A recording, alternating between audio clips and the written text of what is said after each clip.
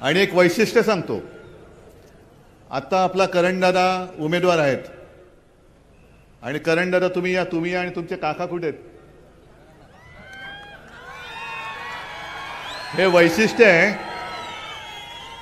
की शिवसेना काका पुतण्याला एकत्र आणते।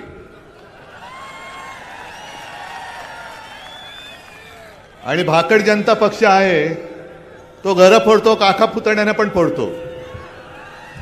तरी अशी माणसं जोडणारी शिवसेना आहे, म्हणून तर हे सगळं ऐश्वर्य माझं। आणि असीमजी हे माझे निवडणूक रोखे आहेत, हे सगळे माझे निवडणूक रोखे आहेत जे माझ्या शिवसेनेच्या अकाउंटमध्ये शिवसेना प्रमुखांनी त्यावेळेला दिलेले आहेत। ही माझी वडिलोपार्जित संपत्ती आहे ना, आणि याच्यावरती जीएसटी नाही। आणि मोदींना म्हणा या संपत्तीवरती तुमची ईडी इन्कम टॅक्स सीबीआय टाकून बघा, परत जातात का बघा। ही संपत्तीची मोजमाप करायला याच तुम्ही, येताना सरळ याल, जाताना काय सांगण्याची गरज नाही। जळगाव म्हटल्यानंतर खानदेश आहे, आणि खानदेश म्हटल्यानंतर मला माझं लहानपण आठवलं, ते म्हणजे आपले सोपानदेव चौधरी, बहिणाबाईंचे पुत्र। आता बहिणाबाई म्हणजे आपल्या महाराष्ट्राला लाभलेल्या एक अद्भुत अशा कवयित्री होत्या, आणि एवढ्या सोप्या भाषेमध्ये त्यांनी जीवन समजावून सांगितलं। आज जे काय भाजपाचं झालेलं आहे त्यांना पराभवाचं भूत समोर दिसायला लागलेलं आहे, म्हणून राम राम राम राम राम करायला लागलेले आहेत, आणि सतत जात आहेत आणि अयोध्येला लोटांगण घालतायत, वाचव रे रामा, वाचव रे रामा। पण काय उपयोग नाही, कारण मनी नाही भाव आणि देवा मला पाव, कसं काय पावणार? आणि आम्ही सुद्धा श्रीरामाचे भक्त आहोतच। राम मंदिरामध्ये, त्याच्या उभारणीमध्ये, त्या सगळ्या लढ्यामध्ये शिवसेनेचं काय योगदान आहे हे आम्हाला कोणी शिकवण्याची गरज नाही। तमाम जनता माहिती, जनतेला माहिती आहे की शिवसेना प्रमुखांनी काय केलं होतं तेव्हा। पण बहिणाबाईंच्या दोन ओळी मला आठवतात, आम्ही राम भक्त आहोत, तसं बहिणाबाई म्हणायच्या की देवा पांडुरंगा तुझी भक्ती कशी करू सांग, तुझ्या रूपा आड येत सावकाराचं रे सोंग। बरोबर ना, म्हणजे भक्ती करायचे पण सावकार आहे मध्ये। तसंच आज मला प्रभू रामचंद्राला सांगायचंय की प्रभू रामचंद्रा तुझी भक्ती कशी करू सांग, कारण तुझ्या रूपा आड येत भाजपाचं रे ढोंग। आणि सोपानदेव चौधरी, आता हे त्यांचे शब्द आहेत, तरी विश्वंभरजी एका शब्दाला मी जरा समानार्थी शब्द वापरतोय, मूळ शब्द तुमच्या लक्षात येईल। आम्ही लहान मुलं होतो तेव्हा सोपानदेव आमच्या घरी यायचे, आजोबांचे मित्र। आणि सोपानदेव सुद्धा एक प्रतिभावान माणूस, आणि त्यांनी काही गमती जमती आम्हाला सांगायचे। ते आले का धमाल असायची। आम्ही सगळी तिघही भावंड त्यांच्या अवतीभोवती असायचे, आणि ते त्यांच्या अस्सल अहिराणी भाषेमध्ये, मराठी भाषेमध्ये आम्हाला अशा गमती जमती सांगायचे की ऐकतच राहावं। हे मी मुद्दामून का ऐकवतोय, कारण आजच्या परिस्थितीला ते चपखल बसतंय। आज सुद्धा संपूर्ण देशात असंतोष पसरलेला आहे। येत्या 4 जूनला लोकशाहीचा विजयोत्सव संपूर्ण भारत साजरा करणार आहेत, मोदी सरकारचं विसर्जन करणार आहेत। आणि तरी देखील काही जण जे अंधभक्त आहेत की त्यांना अजूनही ते मोदी मोदी मोदी करतायत, मोदी सरकार मोदी सरकार। तर त्यांना मला सोपानदेवांची ती कविता ऐकवायची। कविता म्हणजे त्यांनी अशीच, त्याला वात्रटिका म्हणा, काही म्हणा, आणि एक शब्द समानार्थी वापरलाय, येड्याच्या पार्श्वभागावर। आता आम्ही समानार्थी शब्द वापरलाय, म्हणजे काय शब्द असेल तुमच्या लक्षात आलं असेल। येड्याच्या पार्श्वभागावरती उगवलं बाभूळ, म्हणतो कसा सावलीला बरं आहे, पण अरे येड्या त्याची मुळं कुठे गेले ते कळते का तुला? तसं हे बाबलीचं झाड यांच्या पार्श्वभागावरती उगवलंय, सावलीला बरं आहे म्हणतायत, पण मुळं किती खोलवर गेलेत हे त्यांना कळत नाहीये. अजूनही जप चाललेला आहे. आणि 10 वर्ष झाली आम्ही सुद्धा बरोबर होतो. मला उन्मेष दादा आणि करण तुमचं खरंच मला कौतुक करायचंय, जाहीर सभेत कौतुक करायचंय. कारण तुम्हाला नुसतं तिकीट दिलं नाही म्हणून तुम्ही निघालात अशातला भाग नाही. साधारणतः एक दुनिया अशा पद्धतीने जाते की विरोधी पक्षातली माणसं हे सत्तेच्या पक्षात जातात, सत्ताधारी पक्षात, आणि त्या प्रवाहामध्ये ओणकी सुद्धा वाहून जातात, लागतात पहिली तिराला कुठेतरी. ओणकाच असतो तो. त्या ओणक्यावरती नंतर बेडकं बसतात, माशा बसतात, कारण ओणका काहीच करत नाही, तो प्रवाहाबरोबर वाहत जातो. पण तुम्ही प्रवाहाच्या विरुद्ध पोहत जाऊन सत्ता आणण्यासाठी शिवसेनेत आलेला आहात. ही लढाई ही उन्मेषदाराची नाही, ही लढाई करंडाराची नाही. ही लढाई तुमची लढायला ते उभे राहिलेले आहेत. तुम्ही त्यांना साथ देणार आहात की नाही हा प्रश्न, हा विषय हा 4 तारखेला कळणार आहे. केवळ काहीतरी त्यांना तिकीट नाकारलं तसं नाही. एक माणूस उमेदीने काम करत असतो. आणि खरं सांगतो तुम्हाला की उन्मेष दादा तुम्ही जेव्हा भाजपात होते आणि काम करत होतात, नंतर आमची युती तोडली, भाजपने वगैरे ते भाग सोडा, पण आम्हाला सुद्धा एक समाधान होतं की एका चांगल्या माणसाला आम्ही 19 साली साथ दिली, चांगलं काम करतोय. आणि गाडं कुठेतरी रुळावर येते, अशा वेळेला तुम्ही त्याला बाजूला करता. तुम्ही कोणाला उमेदवारी द्यायची तुम्ही द्या, त्यांच्यावरती मला काही टीका नाही करायची, पण वापरा आणि फेकून द्या. जेव्हा तुम्हाला भाजपला गरज असते तेव्हा माणसं वापरायची, पक्ष वापरायचे, आणि त्यांचा उपयोग संपला की फेकून द्यायचं. म्हणजे देवेंद्र फडणवीस जे बोलतात की मोदींच्या इंजिनाला विकासाचे डबे आहेत, काय बोललात?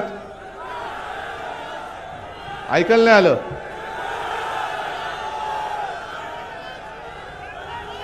बरं, कळलं ना तुम्हाला? ठीक आहे. देवेंद्र फडणवीस जे बोलतायत की मोदींच्या इंजिनाला विकासाचे डबे आहेत. अहो देवेंद्रजी, डबे विकासाचे तुम्हाला वाटत असतील, पण त्याला भ्रष्टाचाराची चाकं लागलेत. त्याचं काय? चाकं भ्रष्टाचाराची आहेत. म्हणजे मी अनेकदा बोलतोय की 14 साली आणि 19 साली आम्हाला सुद्धा अभिमान वाटतो, अरे काय पंतप्रधान आहे हो, काय माणूस आहे.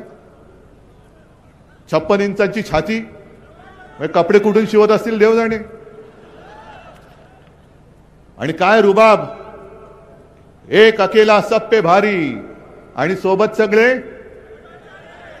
भ्रष्टाचारी, सोबत सगळे भ्रष्टाचारी. म्हणजे आता भाजपचा पक्ष राहिलेलाच नाहीये. भाजपा पूर्वीसारखा राहिलेलाच नाहीये. उगाच हे उन्मेष दादा वगैरे सगळे भाजपा सोडून का शिवसेनेत आले? कारण एक तर भारतीय जनता पक्षाने महाराष्ट्रामध्ये जे गद्दारीचं राजकारण सुरू केलं ते म्हणजे हिंदुत्व नाहीये, अजिबात नाहीये. मोदीजी, तुम्ही आमच्या शिवछत्रपतींच्या पवित्र भगव्याला गद्दारीचा कलंक लावलात. आजपर्यंत महाराष्ट्राने तुम्हाला 40 पेक्षा जास्त जागा देऊन दिल्लीच्या तख्तावरती बसवलं होतं.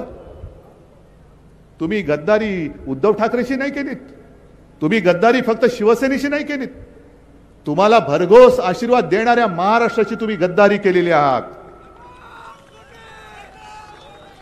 50 खोके एकदम ओके, हे लहान पोर सुद्धा का ओरडते? आज शेतकरी, इकडे सुद्धा शेतकरी आलेत ना रे, आलेत. मग आता तुमची हालत काय आहे? आज मोदी संपूर्ण राज्यभर फिरतात, आज सुद्धा कुठेतरी नगरला होते. का पाळी आली तुम्हाला? जेव्हा शिवसेना तुमच्या सोबत होती तेव्हा एवढ्या सभा मोदीजी तुम्हाला महाराष्ट्रात कधी घेण्याची गरज नव्हती लागली. पण आज तुम्ही शिवसेना फोडलीत, राष्ट्रवादी फोडलीत. अरे फोडली म्हणजे काय फोडलं तुम्ही? मोठी केलेली माणसं तुम्ही फोडलीत, पण ज्यांनी मोठी केली ती सगळी छोटी माणसं माझ्यासोबत मोठ्या ताकदीने उभी आहेत. आणि चाणक्य तुम्ही जे म्हणता, ज्या चाणक्याला तुम्ही मानता त्या चाणक्यानेच लिहून ठेवलेलं आहे की शत्रू किती बलवान असेल तरी जेव्हा अनेक छोटी माणसं एकत्र येतात तेव्हा त्या बलवान शत्रूचा पराभव हा निश्चित असतो आणि तो पराभव महाराष्ट्र तुम्हाला आज करून दाखवेल. तुमचा महाराष्ट्र एकटा पुरेसा आहे. 48 मध्ये जागा किती येणार? 48च्या 48 येणार. का नाही येणार? आपण त्यांच्या सोबत होतो तेव्हा 40 पेक्षा अधिक जागा या एकट्या महाराष्ट्राने जर त्यांना दिल्या असतील तर 48 जागा महाराष्ट्राने त्यांच्या कमी केल्यानंतर यांचं घोडं नाही खेचर हे दिल्लीत पोहोचतं कसं तेच मी यावेळेला बघतो. तुम्हाला जो वाटतो अश्वमेधाचा घोडा, तो अश्वमेधाचा घोडा नाहीये, ते गाढव आहे, खेचर आहे. आणि आज तुमच्याकडे सत्ता आहे म्हणून तुम्ही त्याच्यावरती स्वार झाला असाल, पण 4 तारखेला जेव्हा ही जनता तुमची जागा दाखवेल तेव्हा हीच खेचरं तुम्हाला लाथा मारायला सुरुवात केल्याशिवाय राहणार नाही. आज सगळी त्यांची पापं लपवायला तुमच्या सोबत आलेले आहेत, येऊ द्यात. पण उद्याचा दिवस आमचा आहे. 4 जून हा निष्ठावंतांचा आहे. 4 जून हा लोकशाहीच्या विजयाचा आहे. आणि तुमचा जो काही भेदभाव चाललेला आहे, तुम्ही देशाचे पंतप्रधान आहात, आमचा गुजरात बद्दल काही वैर आहे अशातला भाग नाही. गुजरात सुद्धा आमचाच आहे. आणि आज सर्वांच्या समोर सांगतो की उद्या इंडिया आघाडीचं सरकार आल्यानंतर गुजरातचं जे हक्काचं असेल ते आम्ही गुजरातला दिल्याशिवाय राहणार नाही, हे माझं जाहीर वचन आहे. पण गुजरातला देत असताना तुम्ही माझ्या महाराष्ट्राच्या हक्काचा तोंडातला घास काढून जो गुजरातला भरवताय तो हात आम्ही जागेवर ठेवणार नाही, अजिबात नाही. महाराष्ट्र आपला हक्क तिकडे सोडणार नाही. ठीक आहे, तुम्ही आलात, या प्रेमाने आलिंगन द्याल, आम्ही प्रेमाने आलिंगन देऊ. पण जर पाठीत वार कराल तर वाघ नखं कशी दिसतात, काढता येतात, हे एकदा छत्रपती शिवाजी महाराजांनी आम्हाला शिकवलेलं आहे. आणि तुम्ही महाराष्ट्राच्या पाठीत वार केलेला आहात. ही महाराष्ट्राची वाघ नखं आता बाहेर आलेली आहेत. तुमची ती मुनगट्टी वाऱ्याने उगाच जी काही सरकारी खर्चात न केली होती ना वारी, वाघ नखं आणतो वाघ नखं, अरे स्वतःची नखं कापली. काय मुनगट्टीवार म्हणजे महाराष्ट्राचं एवढं दुर्दैव हे आजपर्यंत मी तरी कधी पाहिलं नाहीये. आपले म्हणे ते काहीतरी सांस्कृतिक मंत्री आहेत, हो ना? काय संस्कृती यांची? जो महाराष्ट्र जिजामातेला मानतो, ज्या छत्रपती शिवाजी महाराजांनी परस्त्री ही माते समान हे आम्हाला शिकवलेलं आहे, तिकडे तुमचा हा करंटा नालायक मुनगट्टीवार सारखा मंत्री मोदीजींच्या सभेत, मोदीजींच्या व्यासपीठावरून बहीण भावाच्या संबंधावरून एवढा गलिच्छ बोललेला आहे. मी जर तुमच्या जागी असतो त्याला लाथ घालून हाकलून दिला असता, जसं एकाला मी काढून टाकला असतं. Get out. माझ्या राज्यात माझ्या सरकारमध्ये महिलांचा अपमान मी सहन करणार नाही. आणि मी ते करून दाखवलं होतं.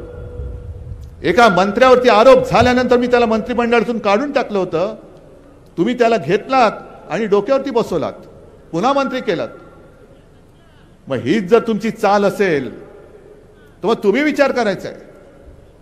हे सरकार पाडायचं म्हणजे पाडायचंच, हे तर ही शपथ घेतलीच पाहिजे. पण एक विचार करून बघा, समजा असं धरून चला की दुर्दैवाने मोदी सरकार परत आलं तर कर्नाटकामधला तो पळून गेलेला प्रज्वल रेवण्णा, ऐकलत ना नाव? काय त्याचे प्रताप? बलात्कारी माणूस, महिलांना छळणारा माणूस, त्यांचे व्हिडिओ काढणारा माणूस. आज परिस्थिती अशी आहे की त्याच्या विभागामधल्या सगळ्या महिला आणि सगळे पुरुष हे सगळे असे भयभीत झाले. कोण कोणाबरोबर संबंध हेच कळत नाही. अनेक महिला घरदार सोडून गेलेले आहेत. आणि प्रज्वल रेवण्णा पळून गेला. मोदींनी स्वतः सभेमध्ये सांगितलंय, या प्रज्वल रेवण्णाला मत म्हणजे मला म्हणजे मोदींना मत. मग हे जर का जाहीर सभेतलं त्यांचं भाषण असेल आणि समजा मोदी सरकार परत आलं आणि प्रज्वल रेवण्णा तुमचे महिला आणि बाल कल्याण मंत्री झाले देशाचे, तर काय होईल? चालतील तुम्हाला? ही भाजपची संस्कृती म्हणजे हिंदुत्व नाहीये. भाजपचा विचार म्हणजे देशाची घटना नाहीये. यांचे जे नड्डा बोलले, प्रदेशाध्यक्ष, आपले पक्षाध्यक्ष, की देशामध्ये एकच पक्ष शिल्लक राहील, हे केवढा घातक विचार आहे. हे सगळे जे आहेत संघवाले, हे स्वातंत्र्यानंतर काही काळ तिरंगा झेंडा सुद्धा त्यांच्या कार्यालयावरती फडकत नव्हते. मग त्यांची ती जी काय घोषणा होती, एक विधान एक निशाण एक प्रधान, त्यांना तेच करायचंय. एक निशाण म्हणजे भाजपचा फडका नाही, तो माझ्या भारत मातेचा तिरंगा झेंडा आहे. एक विधान म्हणजे तुमच्या बुरसटलेल्या गोमूत्रधाऱ्यांनी लिहिलेलं विधान नसेल, तर ते महामानव डॉक्टर बाबासाहेब आंबेडकरांनी लिहिलेली घटना आणि ते संविधान असेल. आणि एक प्रधान म्हणजे मोदीजी नाही, 140 कोटी जनतेमधला कोणी जो जनता ठरवेल तो प्रधान असेल. कारण देशाला 75 वर्ष होऊन गेली. पंतप्रधान पद, मुख्यमंत्री पद हे कायम असतं, त्याच्यावरती लोक येतात बसतात, त्यांचा काळ झाल्यानंतर जसं जर तुम्ही गद्दारी नाही केली तर कार्यकाल पूर्ण होतो. पण याच्यानंतर कोण, त्याच्यानंतर कोण, काय कोणा वाचून कोणाचं अडत नाहीये. आणि याला 400 पार जे करायचंय ते 400 पार एवढ्यासाठीच करायचंय की तिथे सुद्धा महाराष्ट्राबद्दलचा आकस आहे. आकस एवढ्यासाठी आहे की घटना हे संविधान कोणी लिहिलं? डॉक्टर बाबासाहेब आंबेडकर, महामानव डॉक्टर बाबासाहेब आंबेडकर. अरे महाराष्ट्राचा सुपुत्र, आणि तो सुद्धा एका दलित कुटुंबात जन्मलेला माणूस एवढा बुद्धिमान असू शकतो आणि त्यांनी लिहिलेली घटना ही आम्ही पाळायची. हे या गोमूत्रधाऱ्यांना परवडत नाही. हे गोमूत्रधारी बुरसटलेले विचारांचे आहेत, म्हणून त्यांना ती घटना बदलायची. आणि मी प्रत्येक वेळेला जो इशारा देतो तोच पुन्हा तुमच्या सगळ्यांच्या साक्षीने देतोय की तुम्ही घटना बदलण्याचा प्रयत्न करून बघा. संपूर्ण देश पेटून उठल्याशिवाय राहणार नाही. करून बघा प्रयत्न. तुमचा आकस आकस आकस म्हणजे किती आकस ठेवायचा? जणू काही देशासमोरचे सगळे प्रश्न संपलेत. मणिपूर 1 वर्ष झालं अजूनही अशांत आहे, पण यांच्या ढोलक्या कशा वाजतात? रशिया आणि युक्रेन मधलं जे काही युद्ध आहे, वॉर रुकवा दी पप्पा, वाट लगा दी पप्पा. कसलं वॉर रुकवा दी? महाराष्ट्रामध्ये तुम्ही एवढी मतं मागण्याच्या मताच्या भिकेसाठी येत आहात. एकदा तरी मोदीजी पंतप्रधान म्हणून तुम्ही मणिपूरमध्ये त्या हिंसाचारानंतर का गेला नाहीत? तुम्ही समुद्राच्या तळाशी द्वारका म्हणून गेलात. एकदा तरी माझ्या आई तुळजाभवानीच्या मंदिरामध्ये तुळजापूरला का गेला नाहीत? तुम्ही जय श्रीराम म्हणायचं आम्ही ऐकतो, आम्ही सुद्धा म्हणतो, पण आम्ही मात्र जय भवानी जय शिवाजी म्हटल्यानंतर लगेच तुमचा जो घरगडी आहे निवडणूक आयोग तो आम्हाला नोटीस देतो. जय भवानी शब्द काढा. नाही काढत, काय उखडायचं ते उखाड. वाटेल ते वेडेवाकडे कायदे आम्ही मान्य करू शकत नाही. जय भवानी जय शिवाजी हा आमचा आत्मा आहे, आणि आमचा आत्मा निवडणूक आयोगाची हिंमत असेल तर त्यांनी त्याला सुद्धा हात लावून बघावं. काय आग आहे ही! मशाल नुसती निशाणी म्हणून नाही घेतलेली, ही आमच्या स्वाभिमानाची धगधगती आग आहे. त्या आगीशी खेळू नका, त्या आगीशी खेळू नका. गेल्या 10 वर्षामध्ये तुम्ही शेतकऱ्यांना जी काय भूलतापा दिली होत्या, कोपराला गुळ लावून ठेवलात. कांदा उत्पादक शेतकऱ्यांनी काय तुमचं घोडं मारले? महाराष्ट्राच्या कांदा उत्पादकांनी तुमचं काय घोडं मारले?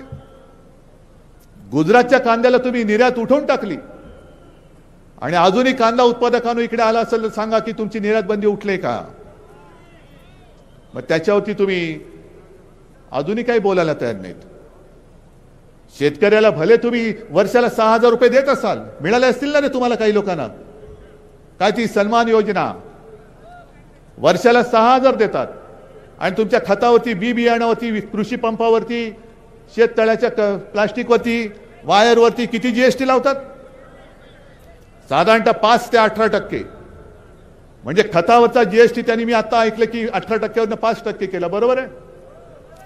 मग खत जर तुम्ही 1 लाखाचं घेतलं, खताचे भाव तर वाढलेच, पण खत जर 1 लाखाचं घेतलं तर जीएसटी किती गेला? 18,000. आणि तुम्हाला भीक म्हणून किती देतात? या सन्मान तुमचा, लुटायचं तुम्हाला आणि भीक म्हणून 6,000 द्यायचे. बरं, खताच्या किमती वाढल्या या तर आहेच, पण आणखीन एक माझा प्रश्न आहे की मध्यंतरी देवेंद्र फडणवीस जे बोलले की मोदीजींनी लस शोधली, म्हणे मोदीजींनी लस शोधली. नाही, हरकत नाही, चला मी मानलं मोदीजींनी लस शोधली म्हणून तुम्ही लसीकरणाच्या त्या सर्टिफिकेटवरती मोदीजींचा फोटो लावलात, मग खताच्या पिशवीवरती मोदींचा फोटो का?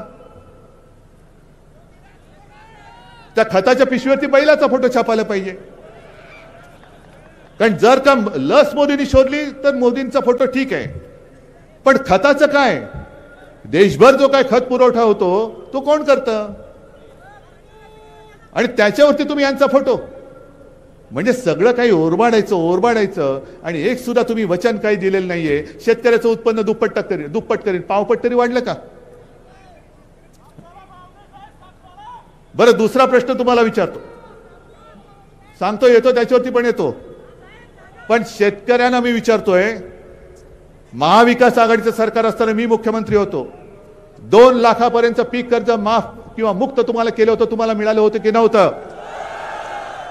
मिळालं होतं ना? किती अटी होत्या? काय होत्या अटी? 2. एकदा फक्त अंगठा उठवलं की तुमच्या खात्यात पैसे येत होते. म्हणजे तुमच्या अंगठ्यावरती मी तुम्हाला कर्जमुक्त केलं करून दाखवलं होतं. हे तुम्हाला नुसते अंगठे दाखवतायत तरी सुद्धा तुम्ही त्याला मत देणार? आणि तुम्ही कापसाच्या भावाबद्दल बोललात. पहिला कापूस ठेवता कुठे हो तुम्ही सांगा? आहे कापूस ठेवायला जागा आहे? मी सोशल मीडियावरती बघितले, कदाचित तो शेतकरी दादा इकडे आला पण असेल, की कापूस ठेवायला जागा नाहीये, घरामध्ये कापूस ठेवलाय, अंगाला खास सुटले, करायचं का या कापसाची?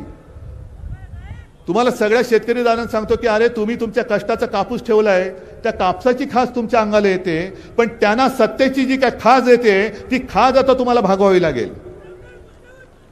कारण खुर्चीत बसून बसून खुर्चीतला कापूस बाहेर आलाय, पण यांची सत्तेची जी काय हाव आहे तीच संपत नाहीये. कापसाला भाव नाही, सोयाबीनला भाव नाही, कांद्याला निर्यात बंदी अजून उठत नाही. किती उद्योगधंदे किती आले इकडे. जळगावकरांना मी विचारतोय, दरवर्षी 2 कोटी रोजगार हे मोदी सरकार तुम्हाला देणार होतं. एकाला तरी दिलं असेल तरी सांगा, एकाला तरी दिलं असेल तर सांगा, मी माझं भाषण इकडे थांबवतो. म्हणजे मग यांनी केलं काय? अहो विश्वंभरजी, मला एका प्रश्नाचं उत्तर पाहिजे. हे सगळे भाजपवाले बेंबीच्या देठापासून जे ओरडतात ना, भारत माता की, बरोबर ना? मग ती भारत माता नेमकी यांची आहे तरी कुठे? मणिपूरमध्ये महिलांवरती अत्याचार झाले, ती काय भारत माता नाहीये? काश्मीरमध्ये काल परवा सुद्धा दहशतवाद्यांचा हल्ला झाला, अजूनही काश्मीरी पंडित काश्मीरमध्ये परतू शकत नाही, ती माझी भारत माता नाही? इथे माझे शेतकरी हवालदिल झालेत, आत्महत्या होत आहेत, ते काय माझे भारत माता नाहीये? बेकार तरुण तांडेच्या तांडे फिरतायत, ती भारत माता नाहीये? महिलांवरती अत्याचार वाढतायत, जे अत्याचार करतायत त्यांना तुम्ही सुरक्षा देताय, कोणाला सुरक्षा देताय? मग भारत माता की जय बोलू नका. भारत माता की जय बोलण्याचा अधिकार भारतीय जनता पक्ष आणि मोदीजी तुम्हाला सुद्धा नाही. कारण संपूर्ण भारत माता आज आक्रोश करते, आणि तो आक्रोश तुमच्या कानावरती पडत नसेल तर तुमच्या घोषणाला काही अर्थ नाहीये. तुम्ही भारत माता की जय बोलू नका, अजिबात बोलू नका. आज तुमच्याकडे काही प्रश्न शिल्लक राहिलेले नाहीत, म्हणजे उत्तरं नाहीयेत, प्रश्न आहेत. 4 दिवसापूर्वी अमित शहा कोकणमध्ये येऊन गेले आणि मला आव्हान देऊन गेले, हिम्मत असेल तर राम मंदिर बद्दल बोला, हिम्मत असेल तर काश्मीरच्या 370 कलम बद्दल बोला. मी अमित शहाना सांगतो, मी सगळ्यावरती बोलायला तयार आहे. बाजूबाजूला बसून बोलू आपण, चला तुम्ही सावरकर पाहिजे तर मी सावरकरांवरती बोलायला तयार आहे. राम मंदिरावरती बोलायचं आहे, मी राम मंदिरावरती बोलायला तयार आहे. पण अमित शहाजी, तुमच्यामध्ये जर हिम्मत असेल तर माझ्या या जनतेच्या प्रश्नाबद्दल बोलून दाखवा. द्या, माझ्या जनतेच्या प्रश्नाला उत्तर द्या. तासपर्यंत त्यांचं उत्पन्न तुम्ही दुप्पट केलं नाही. कोणाच्या खात्यामध्ये 15 लाख आले? आणि भाजपच्या खात्यात किती आले? 8,000 10,000 कोटी. मग एवढा सगळा भ्रष्टाचार तुम्ही ओरबाडून संपूर्ण खाताय, ओरकून खाताय, आणि आमच्याकडे मोठं दाखवताय. काय मोदीची गॅरंटी? काय मोदी की गॅरंटी? इकडे सुद्धा मी बघितलं, मोदी की गॅरंटी. मोदी की गॅरंटी एकच आहे, तू खायचं तेवढं खा, भाजपा ते कुछ नहीं होगा, मेरी गॅरंटी आहे. ही मोदींची गॅरंटी आहे. आणि तुम्ही आता ठरवायचंय. मी तुम्हाला शेतकऱ्यांना कर्जमुक्त करून दाखवलेलं आहे. मी 10 रुपयामध्ये शिवभोजन देऊन दाखवलेलं आहे. अनेक कामं मी 2.5 वर्षाच्या काळात करून दाखवलेली आहेत. मग तुम्हाला मोदी की गॅरंटी जास्त विश्वासार्ह आहे की उद्धव ठाकरेचं वचन हे तुम्हाला जास्त महत्वाचं आहे? मग मी तुम्हाला जे काही वचन देतोय, इंडिया आघाडीचं सरकार तर येणारच, आणावंच लागेल. आणि हे इंडिया आघाडीचं सरकार माझ्यासाठी नाही किंवा करंडाराला किंवा आपली रावरीची जागा जिंकण्यासाठी नाही, हे तुमच्यासाठी, तुमच्या भवितव्यासाठी. कारण जर का दुर्दैवाने पुन्हा हुकुमशाही आपल्या राज्यात या आपल्या देशात आली तर तुमची मुलं बाळं विचारतील, अहो आम्हाला मतदानाचा अधिकार नव्हता, तुम्हाला होता, तुम्ही का हा असा करंट आमचा विश्वासघात केला, का तुम्ही याला परत निवडून दिलात, का आम्हाला गुलामगिरीत ढकललं? आहे उत्तर द्यायला जागा असेल तुम्हाला? उद्या तुमच्या सगळ्यांचा नातू नात मुलगा जर उभा राहिला 5-10 वर्षानंतर तुमच्या समोर, बाबा आजोबा काका मामा, अहो मी तर लहान होतो, मला मतदानाचा अधिकार नव्हता, कळत होतं पण मी काय करू शकत नव्हतो. अरे तुम्ही तर करते करविते होता, तुम्हाला कळत होतं, दिसत होता, भोगत होतात, मग तुम्ही का माझं हे असं नशीब फोडलं? का हुकुमशाला निवडून दिलात? का मला गुलाम बनवलात? आणि लोकमान्य टिळकांचं जे वाक्य आहे, जे त्यांनी भर कोर्टात इंग्रज सरकारला त्या न्यायाधीशाला सुनावलं होतं, स्वराज्य हा माझा जन्मसिद्ध हक्क आहे आणि तो मी मिळवणारच. तेच पुन्हा संपूर्ण महाराष्ट्र मोदींना सांगतोय की स्वराज्य हा माझा जन्मसिद्ध हक्क आहे आणि तो मी राखणारच. आज सांगायला काही कामं नाही यार, म्हणून तुम्ही ज्या जाहिराती करताय, हिंदू मुसलमानांमध्ये झगडे, तुमच्या मताने कुठे जल्लोष व्हायला पाहिजे, हिंदुस्थानात की पाकिस्तानात? काय आमचं नातं पाकिस्तानशी आहे? उलट कदाचित मोदी जिंकले तर पाकिस्तानात नक्की जल्लोष येईल, कारण पाकिस्तानला वाटेल अरे अपने नवाज शरीफ भाई का केक खाने वाला वापस आ गया. न बोलवता तुम्ही मान न मान मैं तेरा मेहमान म्हणून तुम्ही नवाज शरीफच्या वाढदिवसाच्या केक खायला त्या पार्टीला गेला होता. आणि तुम्ही आम्हाला शिकवता हिंदुत्व, तुम्ही आम्हाला शिकवता देशभक्ती. एवढ्या खालच्या पातळीवरती तुम्हाला यावं लागलं का? तुम्ही 10 वर्षात केलेली कामं लोकांना का नाही सांगत? अहो ही अशी संधी देवाच्या दयेने कधीतरी कोणाला तरी मिळते, 10 वर्ष सलग पंतप्रधान पद. पण ज्याचं त्यांनी ठरवायचं असतं मिळालेल्या संधीचं सोनं करायचं का माती करायची. जर तुम्ही सोनं केलं असतात तर तुम्हाला एवढ्या सभा घेण्याची गरजच लागली नसती. आणि जर मोदीजी तुम्हाला वाटत असेल की भरपूर सभा घेतल्या म्हणजे महाराष्ट्र पुन्हा एकदा फसेल, असं नाहीये. महाराष्ट्र भोळा आहे, महाराष्ट्र भाबडा आहे, पण महाराष्ट्र हा स्वाभिमानी आहे. महाराष्ट्र कणखर आहे. महाराष्ट्र दगडांच्या देशा, राकट देशा, मर्दांच्या देशा आहे. लाचारांच्या, गद्दारांच्या, चोरांच्या देशा असं महाराष्ट्राचं वर्णन आम्ही होऊ देणार नाही. आणि मी ताठ मानेने उभा आहे. अरे भले माझं झालं, मानेचं ऑपरेशन झालं तरी मी झुकायला तयार नाही. मी ताठ मानेने उभा आहे. तुम्ही माझी साथ देणार आहात की नाही? मी सुद्धा सगळ्या गोष्टी सहन करून मला बघवत नाहीये. मी गेलो असतो मोदींसोबत काय झालं असतं? पण पुन्हा तेच उद्या कोणी मला विचारलं असतं की अरे गाढवा तुला कळत नव्हतं काय चाललंय? तुझा महाराष्ट्र तुझ्या डोळ्यात देखत लुटला जात होता. छत्रपती शिवाजी महाराजांनी सुरत लुटली होती स्वराज्यासाठी आणि हे 2 सुरतीची माणसं छत्रपतींचा महाराष्ट्र लुटतायत आणि तरी आम्ही नेबळटासारखं तलवार मॅन करून खाली मान घालून बसायचं. मग छत्रपतींचा आदर्श तो काय घ्यायचा? छत्रपतींचा जय जयकार का करायचा? जो या महाराष्ट्राचा सिंह त्या आग्र्याला जाऊन औरंगजेबासमोर झुकला नव्हता, तो महाराष्ट्र छत्रपती शिवाजी महाराज सुद्धा बघत असतील, अरे तो माझा महाराष्ट्र आज सुद्धा ताठ मानेने उभा राहतोय का गुडघ्यावरती झुकतोय? आम्ही दिल्लीकरांना गुडघ्यावरती आणतोय, पण महाराज आम्ही शपथ घेतलेली आहे, तुमचा स्वाभिमान, तुमचं नाव, त्याला आम्ही कलंक लागू देणार नाही. आम्ही मोडणार तर नाहीच, पण जे महाराष्ट्रावरती चालून येतील त्यांना मोडून टाकल्याशिवाय आम्ही राहणार नाही, ही शपथ घेऊन आम्ही मैदानात उतरलेलो आहे. आणि म्हणूनच जो वचननामा शिवसेनेने दिलेला आहे, जो वचननामा शिवसेनेने दिलेला आहे त्यातलं पहिलं वचन आहे,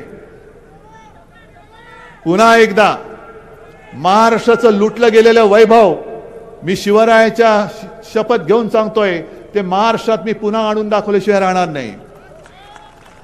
जेवढे उद्योग धंदे तुम्ही महाराष्ट्रातून नेले, वित्तीय केंद्र नेलं, गुजरातला नेलं, बल्क ड्रग पार्क गुजरातला नेला, मेडिकल डिव्हाइस पार्क गुजरातला नेला, वेदांता फॉक्सकॉन गुजरातला नेला, डायमंड मार्केट गुजरातला नेला.